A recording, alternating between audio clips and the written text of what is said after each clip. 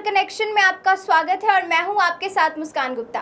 प्रधानमंत्री मोदी ने विपक्ष के नए नाम इंडिया पर तंज कसा और कहा कि ईस्ट इंडिया कंपनी में भी इंडिया था और इंडियन मुजाहिदीन में भी इंडियन है, लेकिन सिर्फ इंडिया नाम रखने से इंडिया नहीं हो जाता।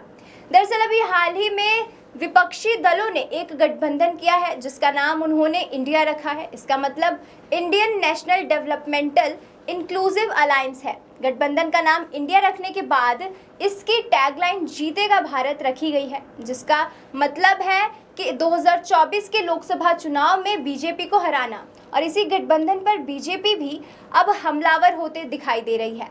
संसद में जारी गतिरोध के बीच मंगलवार को भाजपा के संसदीय दल की बैठक हुई। प्रधानमंत्री नरेंद्र मोदी भी इस बैठक में शामिल हुए थे। बैठक के दौरान प्रधानमंत्री मोदी ने अपने संबोधन में विपक्ष पर जमकर निशाना साधा।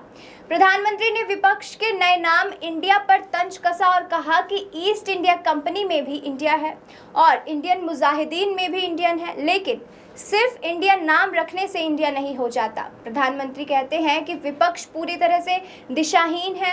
साथ ही आगे वे कहते हैं कि विपक्ष हताश और निराश है और उसके आचरण से ये चलता है पता कि उन्हें लंबे समय तक विपक्ष में ही रहने का मन बना लिया है। ईस्ट इंडिया कंपनी और पॉपुलर फ्रंट ऑफ इंडिया जैसे नामों का उल्लेख करते हुए प्रधानमंत्री ने बताया कि केवल देश का नाम का इस्तेमाल करके वे लोगों को गुमराह नहीं कर सकते।